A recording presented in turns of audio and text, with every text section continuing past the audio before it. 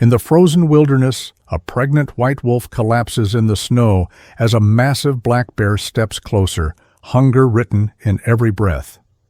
A young Navy SEAL hears the roar, runs toward death, and stands between the beast and the helpless, knives raised, heart steady. The bear retreats, the wolf collapses, and a single bullet wound reveals a darker truth. Humans were here before the monster. Before we begin, tell us where you're watching from, and subscribe for more stories of faith, courage, and the miracles God hides in the darkest places. Winter sealed the northern forest in iron silence, where a lone cabin stood against the snow, and a young SEAL learned that storms outside were never as loud as the ones carried inside a man.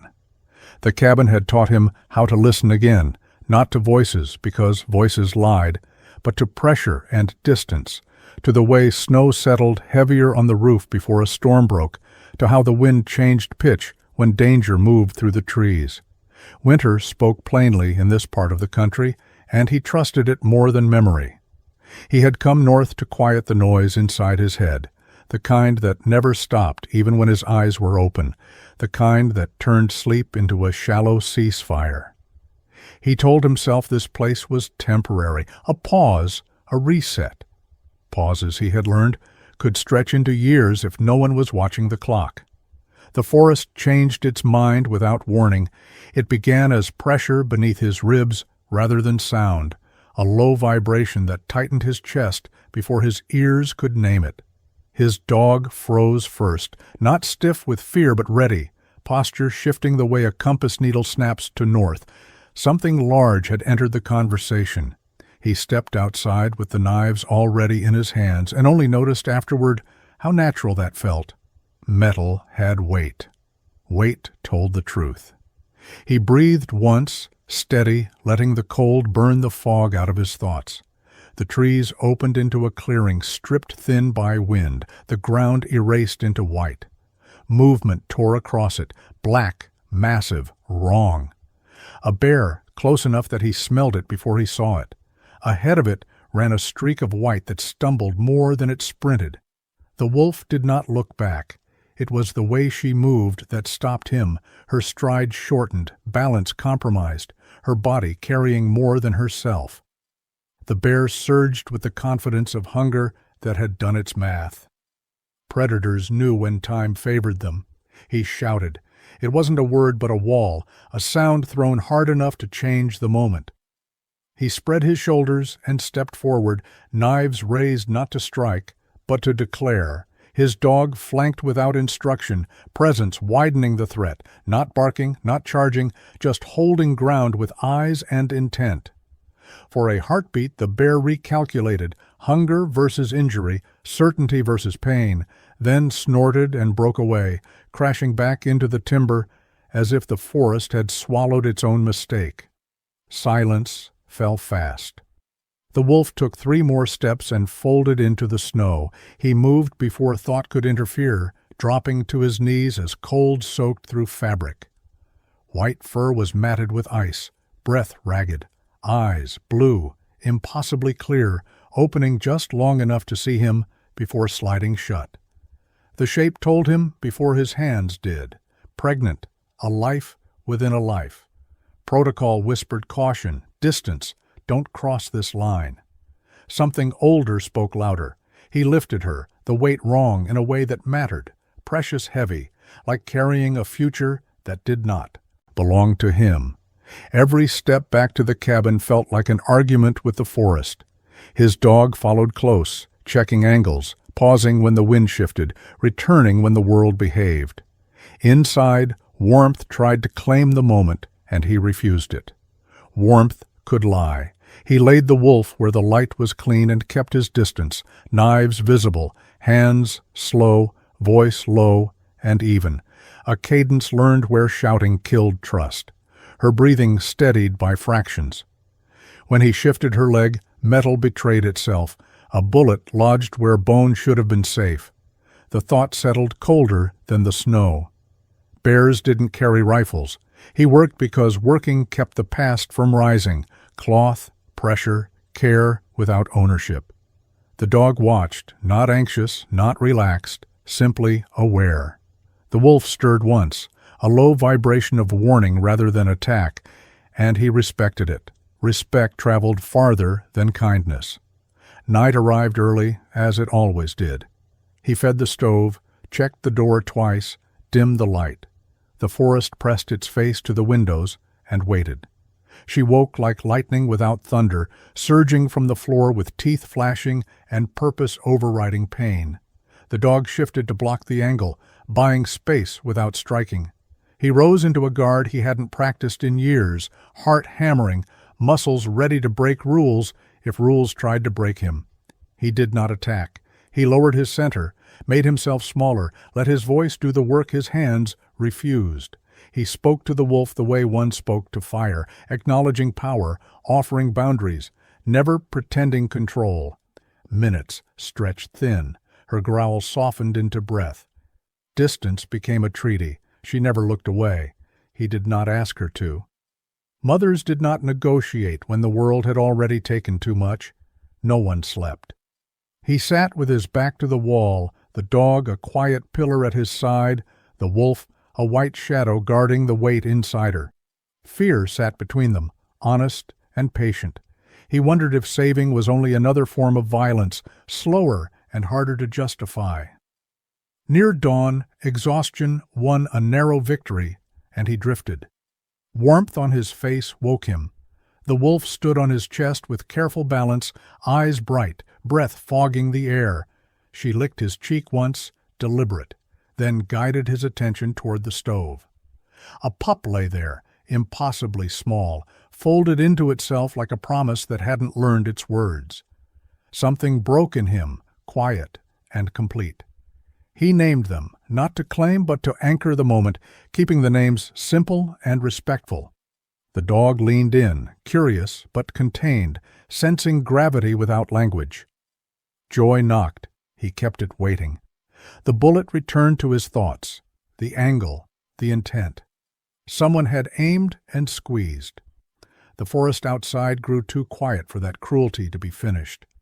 By afternoon, tracks told the rest of the story. Human boots, vehicles stopping where they shouldn't, the smell of fuel hanging wrong in the cold.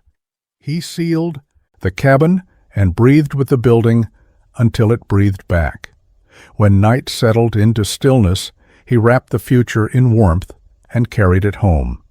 The dog led, choosing paths the wind had forgotten. At the tree line, he stopped. The wolf looked once, blue eyes measuring depth and distance, then vanished into white with her child pressed close. He returned alone and began to prepare. Winter watched and waited. Winter returned to its strict silence as the cabin swallowed the last warmth of day, and the young seal found himself alone with a wounded white wolf, a watchful dog, and a bullet that proved the forest had human teeth. He did not let himself call it shelter. Shelter implied safety, and safety implied promises, and he had learned, through blood, through orders, through the quiet after shouting, that promises were the first thing the world collected when it wanted to hurt you later. He called it a cabin, a box of wood and iron, holding back the night, nothing more. The stove ticked as it cooled and reheated, a small mechanical heartbeat that tried to make the room feel domestic. He refused that too. Domestic meant belonging, and belonging meant having something to lose. He kept the lights low and his movements slower than his instincts wanted. The dog remained close, not clinging, not needy, simply aligned, as if the animal's inner compass had decided the only safe direction was his side. The wolf lay where he had placed her, breathing shallowly, the air near her muzzle misting and vanishing like she was practicing disappearance. He watched her flank rise and fall and tried not to picture the pup that had been born at dawn, the small shape that had forced his heart to do something it hated, open. That was the problem with life arriving in the middle of winter. It didn't ask permission, it just happened, and then you either guarded it or you lived the rest of your days haunted by the moment you didn't. He knelt at the edge of the light and checked the bandage on her leg without touching more than necessary. The bullet had been his real wake-up, not the bear, not the birth. The bullet meant intention. The bear hunted because hunger was honest. A man hunted because cruelty could afford imagination. The thought made his jaw tighten in a way that felt familiar, like the beginning of a mission brief, like the last second before a door was kicked, like the pause right before a mistake became a headline. He had come out here to unlearn that readiness. Instead, the forest had handed it back to him, sharpened.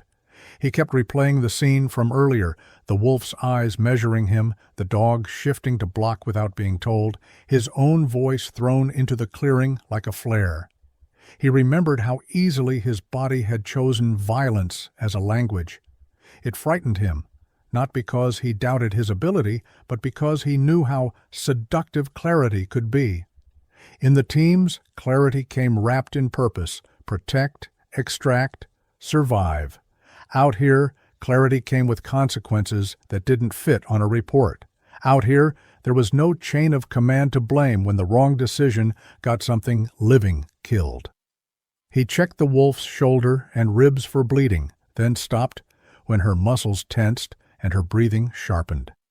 He spoke softly again, not apologizing, not pleading, just letting his voice exist as a steady object in a room full of sharp edges.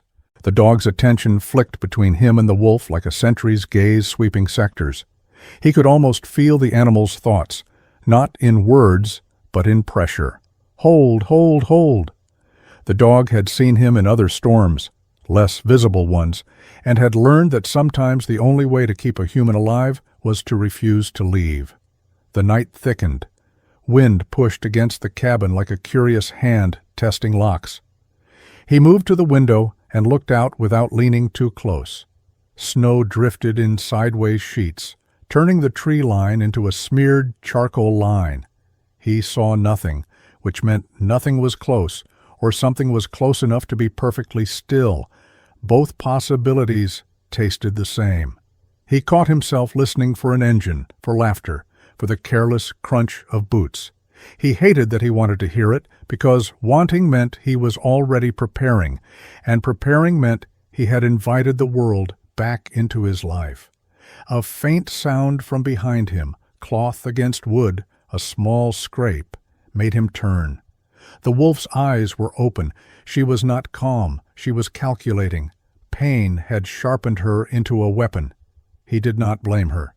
If the bullet had been delivered by a man, then men were the disease, and he was a symptom that happened to smell like warmth.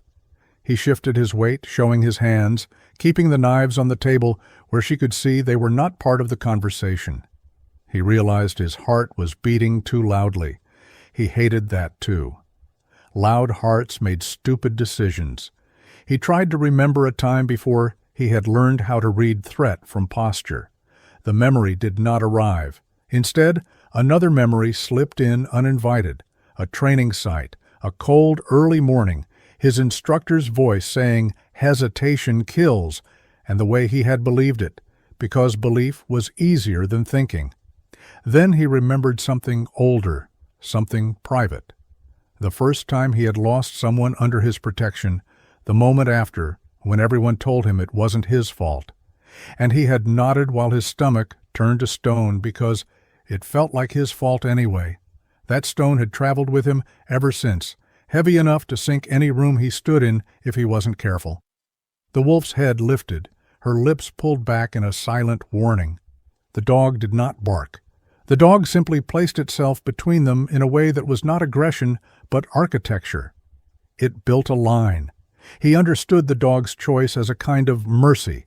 If the wolf lunged, the dog would take it first, and that would spare the human the worst truth about himself, which was how quickly he could become someone who hurt what he claimed to save. The wolf surged up with a suddenness that sent cold through his spine. Her growl filled the cabin, a low, ancient sound, and she lunged, not toward the door, not toward the stove, but toward him. His body rose into a defensive shape before his mind could vote. For a fraction of a second, he saw the path his hands would take. Grab, twist, end it. He saw how easy it would be. That vision scared him more than her teeth. He did not move forward. He moved back. He let the distance widen, refusing the invitation to prove dominance. He spoke again, low and steady, words chosen not for meaning, but for rhythm. He told her she was safe. He told her he would not touch her. He told her he understood fear. The last part was true in a way that felt like an insult. He understood fear so well he had built his life around avoiding anything that could create more of it.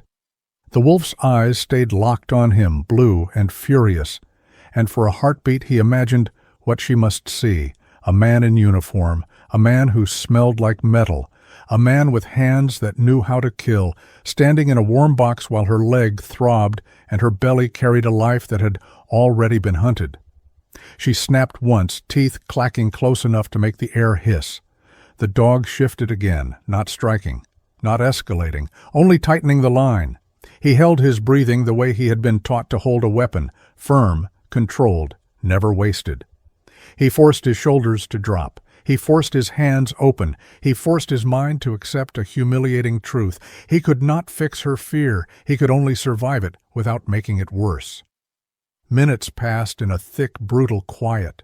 The wolf's growl lowered in volume, but not in intent. He noticed her leg trembling, not from rage, but from pain. He noticed the slight wobble in her stance, the way exhaustion kept trying to pull her back toward the floor. He realized with a strange tenderness that made him angry at himself that she was fighting two wars at once, the obvious one against enemies with teeth and rifles, and the hidden one against her own body's limits. He felt the old mission instinct rise, protect the vulnerable, secure the perimeter, and he wanted to laugh, bitterly, because even here, even now, he was still trying to turn love into a procedure he could follow. He made a choice. He lowered himself all the way to the floor, sitting with his back against the wall, hands resting empty on his knees. He did not look directly into her eyes. Predators stared. He let his gaze soften, let his voice continue in a calm monotone, and waited. Waiting was harder than fighting. Waiting asked you to trust time, and time had never been kind to him. The wolf's posture shifted by a fraction, tension moving from explosion to vigilance. She did not relax. She simply stopped advancing. The dog remained between them, steady, like a bridge that would not collapse, even if the river beneath it raged. The wolf's eyes flicked once toward the darker corner where the pup was hidden under cloth and warmth, then back to him. The message was clear. The pup was the center of the world, and he was orbiting it under suspicion. He accepted that role. He accepted it because rejecting it would mean leaving, and leaving would mean the bullet had won. The rest of the night stretched into a long, sleepless vigil. He listened to the cabin, wood contracting, stove popping, wind scraping at the eaves, and he listened to his own mind trying to sabotage him with questions. What if she attacks when you sleep? What if the dog gets hurt? What if the men with guns come back? What if you are not the kind of person who can do this without breaking something? He kept answering with the only truth he trusted. Then you will deal with it when it happens, not before. Sometime before dawn, the wolf lowered herself back down, not in surrender but in calculation, choosing to conserve strength. Her eyes stayed open. The dog's focus softened but never disappeared. He felt exhaustion creep into his muscles like cold water, and he fought it because sleep felt like betrayal. When his eyelids finally dipped, it was not rest. It was a brief failure of will. He woke to a sharp shift in air pressure, a sound like a wet gasp, and the wolf's breathing had changed again, faster, urgent, threaded with pain. He did not stand. He did not rush. He watched, counting breaths the way he counted seconds in training, trying to keep his own panic from becoming another threat in the room. The dog lifted its head, sensing the same change, and the cabin seemed to tighten around them as if the walls themselves were leaning in to witness what came next. He understood then that the night standoff had only been the first gate, not the last, and that whatever happened in the next hours would bind them together whether he wanted it or not. because winter did not offer clean exits. Morning crept into the cabin like a hesitant witness, pale light slipping through frost-rimmed windows as the forest held its breath, and the young seal sensed that something irrevocable had already happened while he slept. He woke wrong, the way soldiers do when instinct stirs before thought, when the body knows the perimeter has shifted. Warmth pressed against his chest, heavier than a blanket, alive. His eyes snapped open, and for a split second training tried to take over, cataloging pressure, angle, threat. Then a rough, deliberate lick crossed his cheek and shattered the reflex. The white wolf stood over him, balanced carefully, eyes bright and alert. Not hostile, not gentle either, but urgent. She licked him again, harder this time, a command more than an affection, and he followed her gaze toward the stove without sitting up too fast, aware that sudden movements still belonged to the old world of mistakes. Near the warmth, wrapped in cloth he barely remembered placing, lay a shape so small it seemed impossible it had made a sound loud enough to wake him. A wolf pup, newly born, eyes sealed, body trembling with the effort of existence. For a long moment he simply stared, breath caught somewhere behind his ribs, because the sight rearranged something fundamental inside him. He had seen life end abruptly more times than he could count. He had not expected to see it begin here, in this box of wood, after a night that had felt like a siege. The wolf watched him closely, reading not his face but his stillness, measuring whether this human would become another danger, now that the most fragile thing in the room had revealed itself. He swallowed and nodded once, a small movement, a promise he did not trust himself to say out loud. He named them quietly, not because names had power over animals, but because names anchored moments, and this was a moment he feared losing if he did not tie it down. The dog approached just enough to see, posture respectful, curiosity braided tightly with discipline, sensing the gravity without needing explanation. The cabin felt different immediately, as if the air itself had shifted allegiance. The change did not bring peace. It brought clarity sharpened by dread. As the wolf settled protectively around her pup, exhaustion finally pulling her back to the floor, his eyes drifted again to the bandaged leg, to the memory of metal where no metal belonged. The bullet had not come from the forest. The bear had been an accident of hunger. The wound was a decision. That distinction mattered. Decisions could be repeated. He moved through the cabin with careful economy, checking doors, windows, seams of light, the way he had learned to do overseas when buildings pretended to be safe until they weren't. The dog mirrored him, silent, understanding that this was no longer a night watch, but the beginning of something heavier. By midday the wolf slept in short, vigilant intervals, never fully surrendering to rest, her body curled around the pup like a shield. He tried to eat and failed, the taste of food foreign in his mouth, his mind already pacing beyond the walls. Tracks found him before he went looking for them. Through the window, during a brief thinning of snowfall, he saw what did not belong. Straight lines cut through white, boot prints too regular, too confident, the faint scarring of tires where no road should exist. His chest tightened with a familiar, unwelcome calm. This was the part of himself he had come here to bury, the part that woke up when threat became human. He closed the curtains and dimmed the cabin, moving with the quiet certainty of someone who knew how easily light betrayed you. He did not approach the wolf again, did not try to touch the pup. Interference could break the fragile truce they had earned through restraint. Instead, he waited for the right hour, the one the forest chose when sound carried less and eyes lied more. When night fell fully and the wind smoothed its voice, he wrapped the wolf and her pup in warmth and lifted them without hesitation. The wolf stiffened at first, then allowed it, every muscle coiled, eyes scanning, trust conditional and temporary.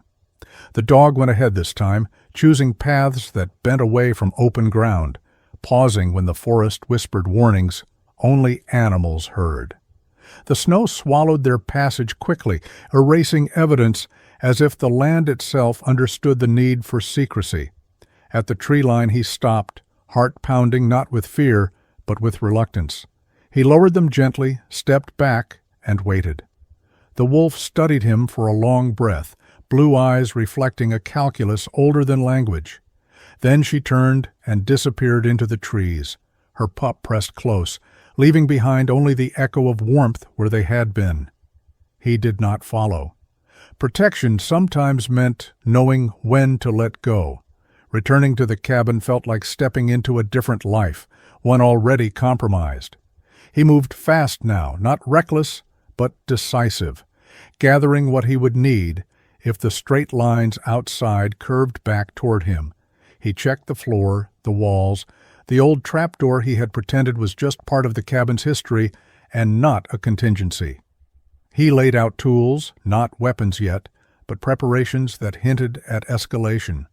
The dog watched him with an intensity that bordered on accusation, as if asking whether this was the future he wanted. He did not answer, because the truth was, he did not know. He only knew that the forest had shown him a line and dared him to cross it again. He spent the remaining hours of darkness listening. Engines came and went at a distance muffled by snow, voices drifted once, laughter sharp and careless, the sound of men who did not fear consequences because they had not yet met any. His hands curled into fists and relaxed again, an old rhythm, grounding himself before anger could make promises his body would be forced to keep. He thought of the wolf's eyes, of the pup's first breath, of how easily both could be erased by people who saw the wild as a playground. He understood then that this was no longer about solitude or escape. The cabin had become a fulcrum, and he was balanced on it whether he liked it or not. Near dawn, silence returned, deeper and more ominous than before. He knew better than to trust it. Silence after movement often meant preparation elsewhere. He sat with his back against the wall, the dog close enough to feel but not touch, and let his mind run scenarios without committing to any. There would be time for action soon enough. For now he memorized the quiet, because quiet like this never lasted, and when it broke, it would break hard. Night collapsed hard around the cabin as engines cut through the snow, headlights carving circles in the dark, and the young seal realized the forest was no longer watching from a distance, but closing in with intent. The sound came first, low and mechanical, an intrusion that did not belong to winter. He felt it through the floor before he heard it clearly, vibration carried through frozen ground, multiplied by steel and arrogance. Vehicles, more than one. He killed the stove, plunged the cabin into near darkness, and stood still, long enough to let the silence swallow him again. The dog was already there, body angled, attention stretched thin across multiple directions, reading the night the way the seal read maps, not as pictures, but as probabilities. This was no random pass. Random did not park. Random did not fan out. Headlights flared and died outside, replaced by the softer crunch of boots. He counted without numbers, cataloging weight, spacing, confidence. Too many for curiosity, too disciplined for locals. His pulse slowed, a familiar, unwelcome calm settling in. This was the version of himself he had tried to bury under snow and routine, the one that woke when threats had faces and fingers wrapped around triggers. He moved to the hidden hatch without hurry, guiding the dog with a touch rather than a word. The floor gave way to the narrow dark beneath, the small space that smelled of earth and old decisions.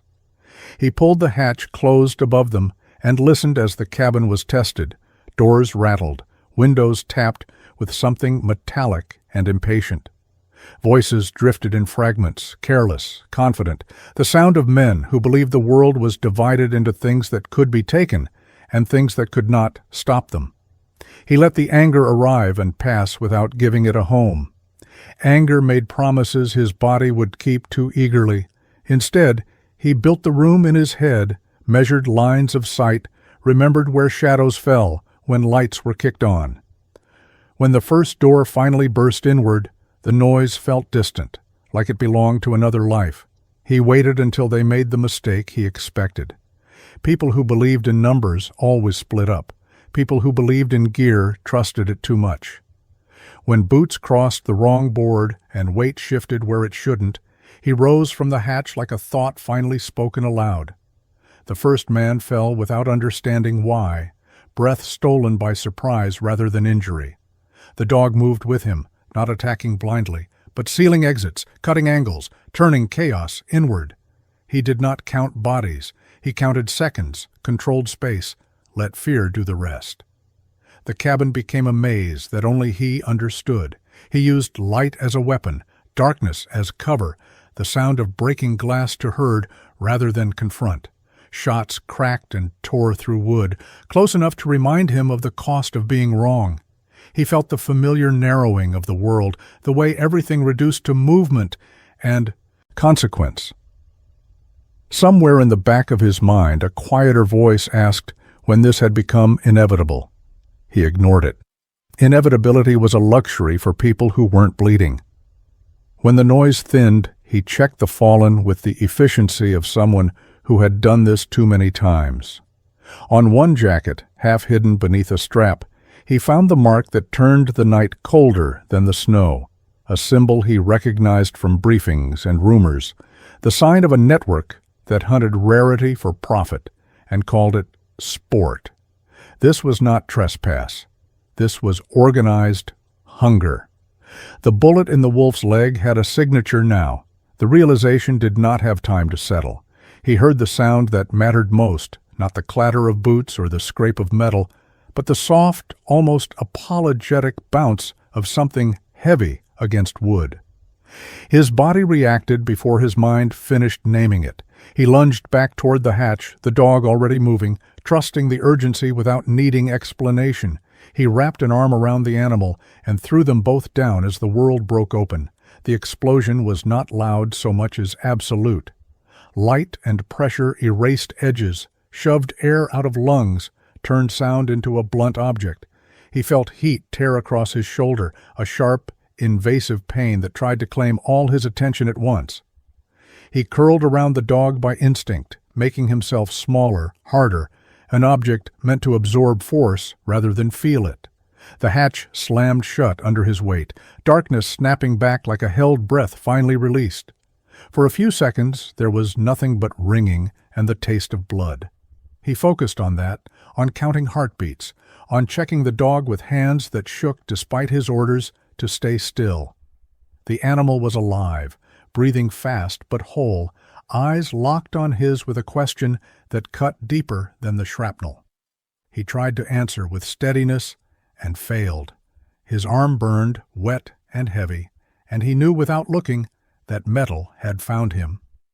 Above them, the cabin groaned, fire licking where it shouldn't, wood complaining as it settled into damage.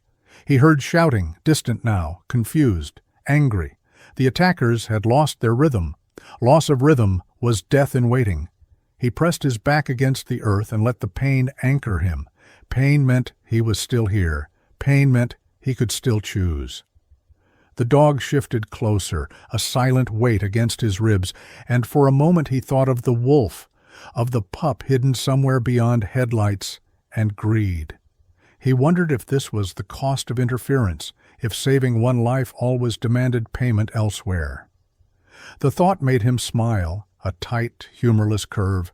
He had paid worse prices for less honest reasons. Time stretched strangely in the dark. He heard movement recede, engines start again, the sound of men retreating not because they had failed, but because they had learned something inconvenient. The ringing in his ears softened. The pain sharpened into something manageable. He allowed himself one breath of relief and immediately hated it. Relief bred mistakes. He did not climb out right away. He waited, listening to the forest reclaim sound, to the snow swallowing evidence, to the dogs breathing slow as the world steadied. He knew this was not over. He knew the mark on the jacket meant return, escalation, attention. He knew the cabin was no longer a place to hide. When he finally moved, it was with care, testing his arm, cataloging what still worked. Blood soaked his sleeve, warm and insistent. He bound it as best he could, using pressure and memory. Above, the night had changed again, quieter but heavier, like a held note that refused to resolve.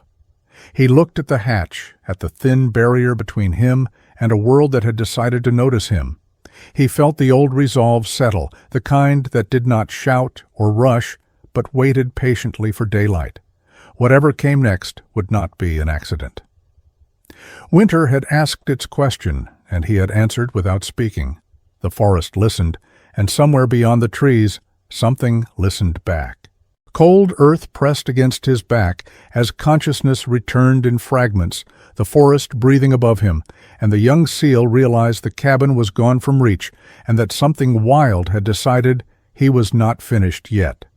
He came back the way he always did after impact, not all at once, but in layers, sensation before thought, pain before memory, the taste of iron before names.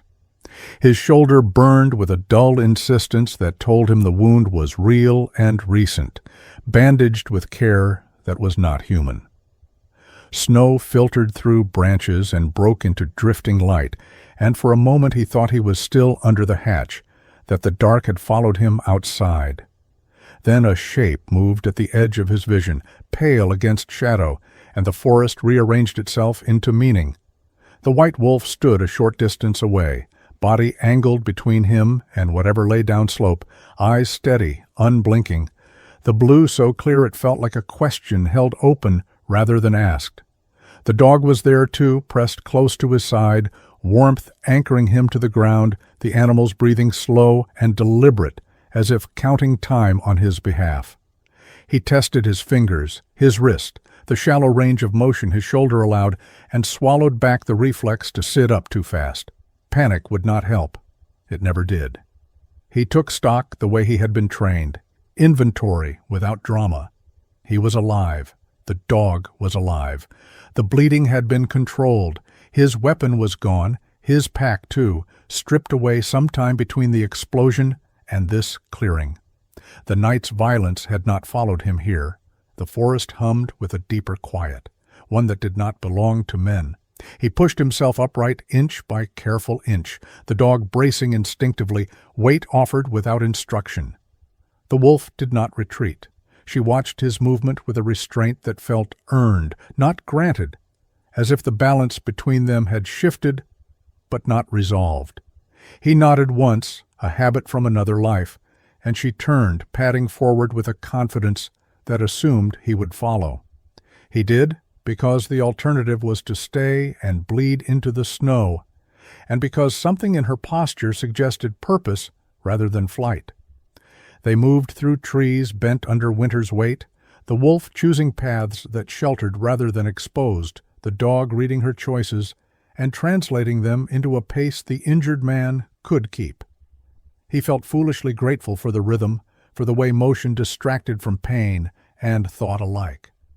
As they descended, the smell reached him before the sight did, a copper tang threaded with decay and gun oil, wrong in a place that should have smelled like sap and cold water. He stopped. The wolf stopped too, glancing back, waiting until he was steady before continuing. The clearing opened without ceremony, a raw wound cut into the forest floor. Animals lay where they had fallen, some large enough to have been worth money, others so small they barely seemed to have begun. There was no order to it, no hunger in the pattern, only waste. He recognized the marks immediately, the casual cruelty of shots taken without need, the way bodies were left because the taking was the point, not survival. His stomach tightened and then hardened, the way it did when grief threatened to become something louder. He knelt despite the protest from his shoulder, gloved hand hovering without touching, respecting the quiet even as anger coiled. This was not the aftermath of a hunt. This was a message written in blood for no one who cared to read it. He looked to the wolf then, finally understanding why she had brought him here. She stood among the fallen without fear, not mourning in any way he could recognize, but present, attentive, as if memorizing the ground.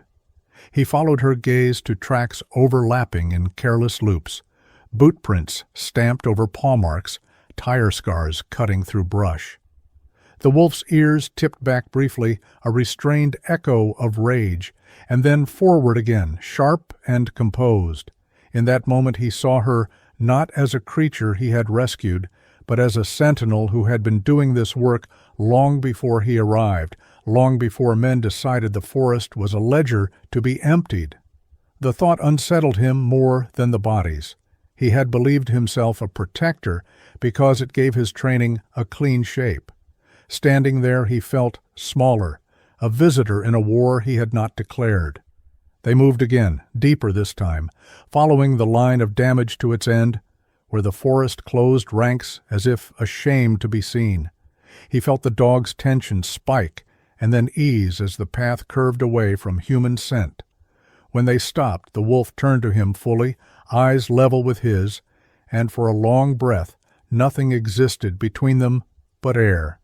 He waited for something he could name, approval, warning, gratitude, and received none of it. Instead, he received clarity. She had saved him because his survival served the balance, not because he belonged to her pack or owed her allegiance. He respected that more than any gesture of affection. Pain caught up to him then, demanding attention now that purpose had been delivered. His vision narrowed, and he swayed, and the dog pressed harder against his leg, grounding him. The wolf stepped closer than she had before, not touching, but close enough that he could feel the heat of her body in the cold air. He wondered if she smelled the blood beneath his bandage, if she measured his weakness the way predators did. If she did, she chose restraint, and that choice carried more weight than trust ever could. They returned him to a stand of trees where wind was gentler, where the snow was clean. He sank against a trunk and let the world slow, the forest breathing around him like a living thing that had decided, for now, to allow him. He closed his eyes briefly, not to sleep, but to steady the tide inside his head.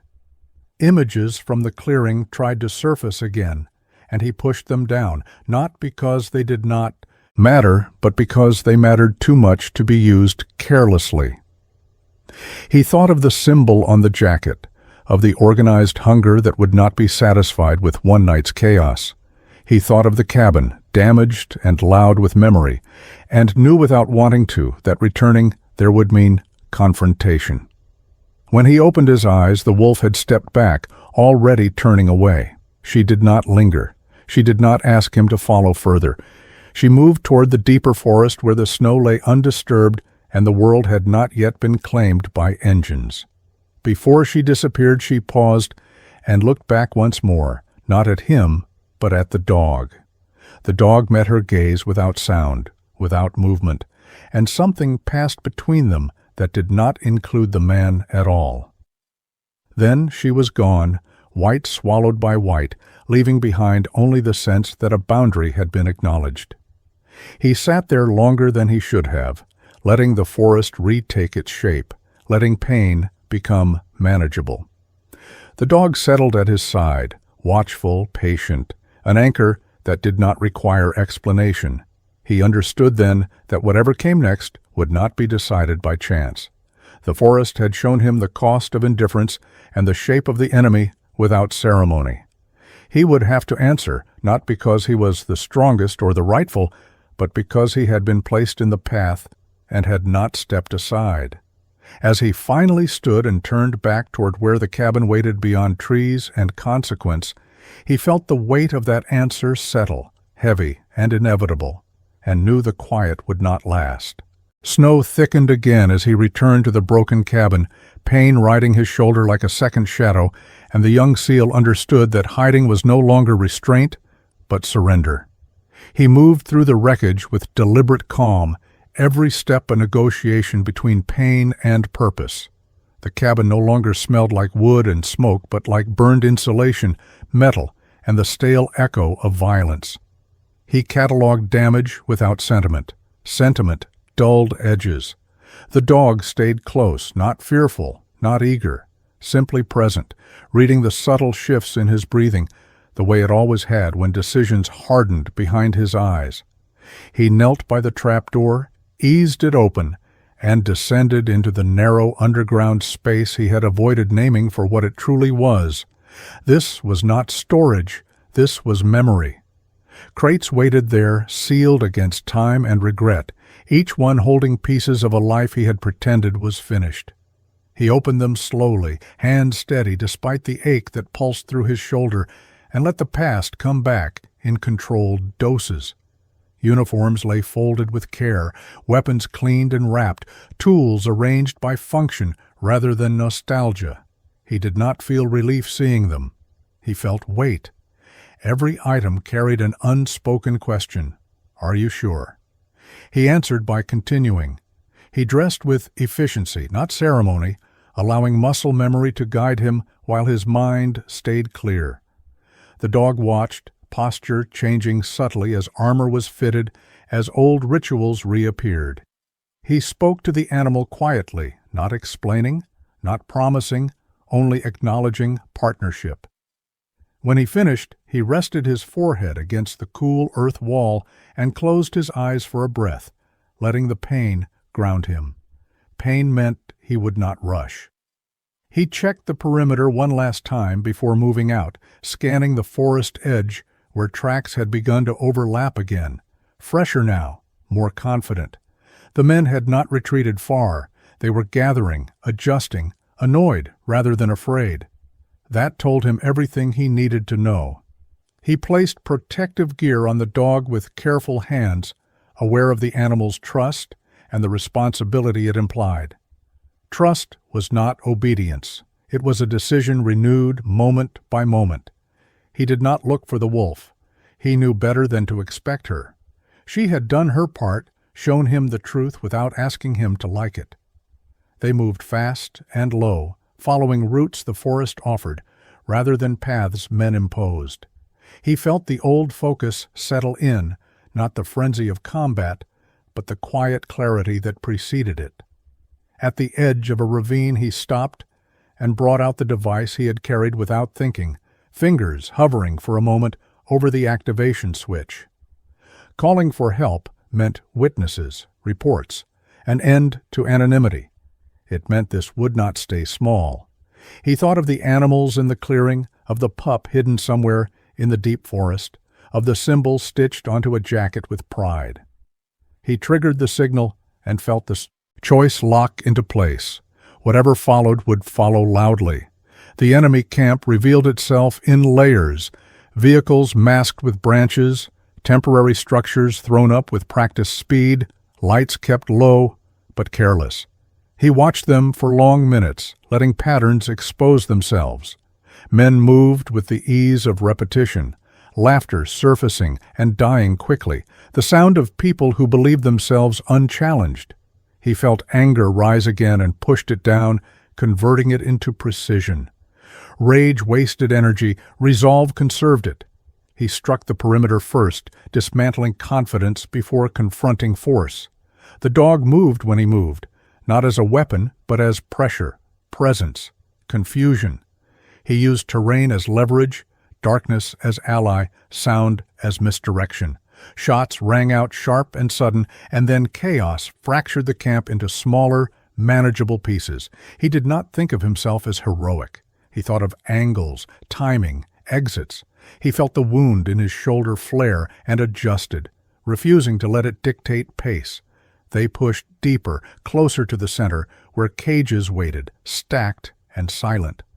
The sight tightened something in his chest that training could not fully suppress. Animals stared back with eyes dulled by fear and exhaustion, living inventory waiting for transport. He cut locks without hesitation, guiding creatures away with gestures and sound rather than touch, trusting instinct to find its way back to the trees. He heard shouting now, orders sharpened by panic, and knew time was thinning. The fight condensed near the largest structure, resistance hardening as men realized escape was no longer simple. He took cover, returned fire, felt the dog's presence at his side like a promise kept.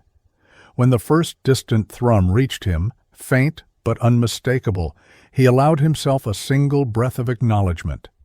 The signal had been heard. The world was widening. Reinforcements arrived without ceremony, controlled and overwhelming, cutting through remaining resistance with practiced efficiency. He stepped back as the perimeter tightened, allowing others to finish what had begun here. The dog stayed with him, tension easing only when the forest grew quieter again. He watched from the edge as the camp was secured, as men were taken into custody, as evidence replaced chaos. He did not feel triumph. He felt closure, partial and imperfect, the only kind he had ever trusted. As dawn approached, he retreated a short distance, sitting on a fallen log while the forest exhaled. He checked his shoulder and grimaced, knowing the pain would have a longer conversation with him later. For now, he focused on the dog's steady breathing, on the simple fact of survival. He wondered briefly if the wolf watched from somewhere unseen, if she measured the outcome and approved or dismissed it as insufficient. He would never know. The first light touched the snow, revealing tracks already softening, evidence dissolving, as if the land itself wanted to forget. He stood slowly, aware that the next chapter would not belong to him alone. The forest had accepted help, but it would not keep him. He sensed that with a certainty that did not hurt as much as he expected. Some guardians were meant to pass through, not stay. Dawn spread thin gold across the snow as the forest exhaled after violence, and the young seal stood at the edge of what remained, knowing the silence now belonged to endings rather than threats. The arrival of reinforcements did not feel like rescue so much as confirmation, the low hum of authority settling over the ravine where chaos had burned itself out. And he watched from a slight remove as boundaries were redrawn by radios, measured steps, and practiced restraint. Men moved through the wreckage with the efficiency of people trained to turn disorder into records, to translate blood and fear into evidence that could survive daylight. He let them work without interference, his role complete in a way that surprised him with its finality. The dog remained close, posture eased for the first time since the night the engines had come, sensing the shift in tempo, the moment when vigilance could soften without becoming weakness. He felt the pain in his shoulder deepen as adrenaline drained away, a reminder written into muscle that the cost had been real, that survival was not a metaphor, but a ledger entry paid in flesh.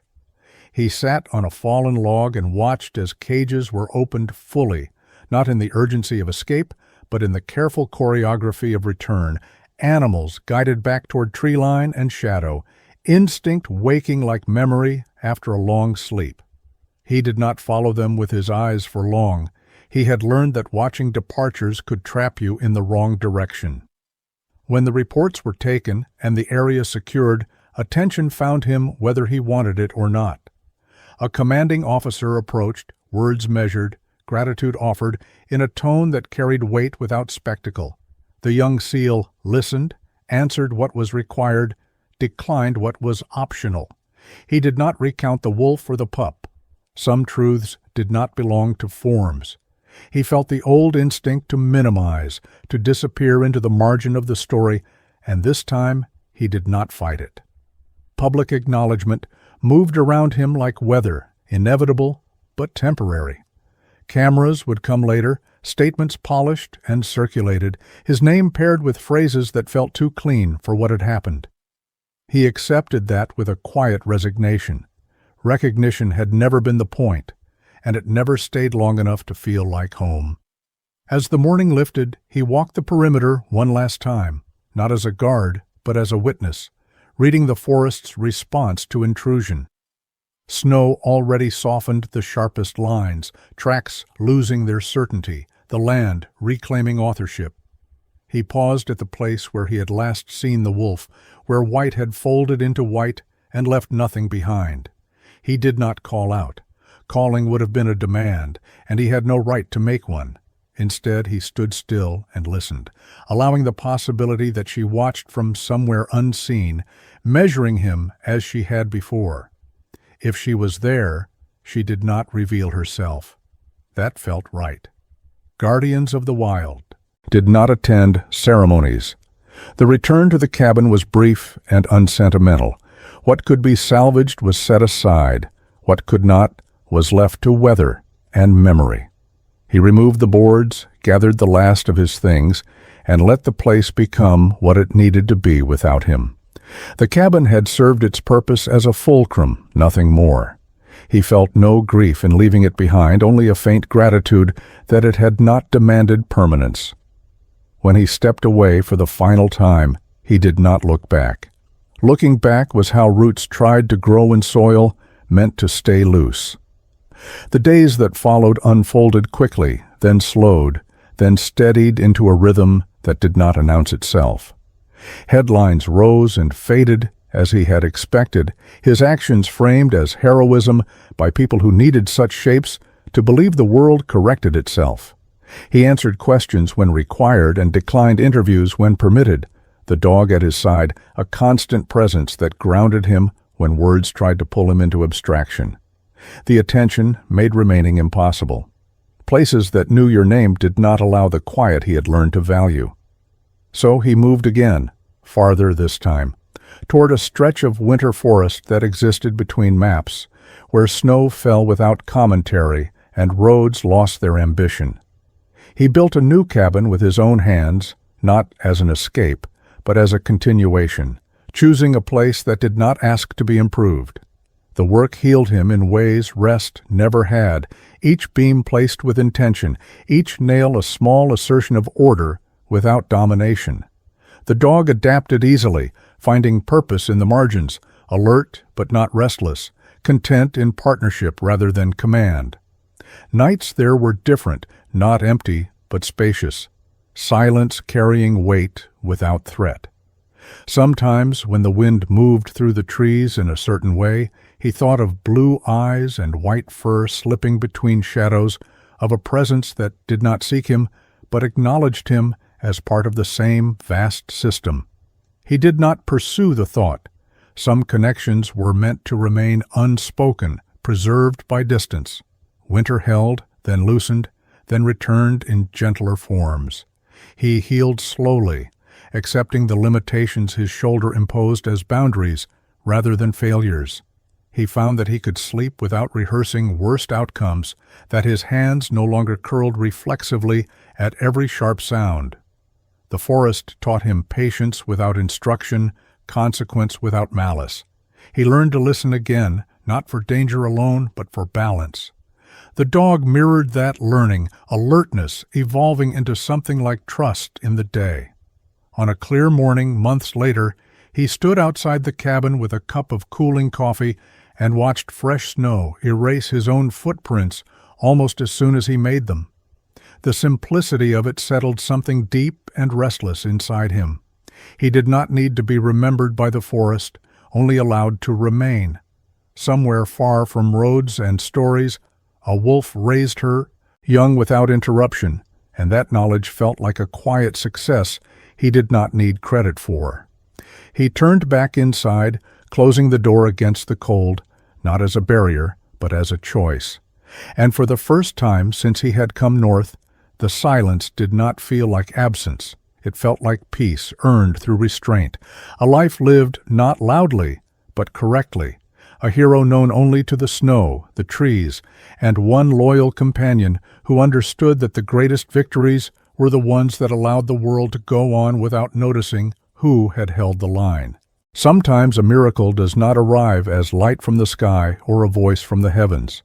Sometimes it comes quietly, wearing fur or pain or responsibility, asking only whether we will open our hearts when fear would be easier. God often works not by removing the storm, but by placing us exactly where we are needed inside it. In saving a life, we discover our own is still worth saving. In protecting the voiceless, we remember that compassion is a strength, not a weakness. In walking away from glory, we learn what humility truly means.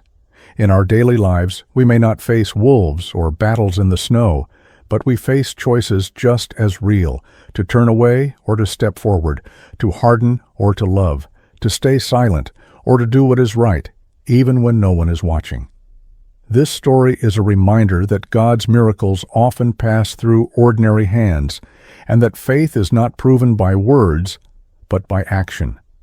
If this story touched your heart, please share it with someone who might need hope today. Leave a comment and tell us where you are watching from and what this story made you feel. Subscribe to the channel so you can continue walking with us through stories of courage, compassion, and quiet miracles. May God bless your home, protect your loved ones, and guide your steps through every season of life. And may He send you loyal companions, unexpected strength, and the courage to choose love when the world feels cold.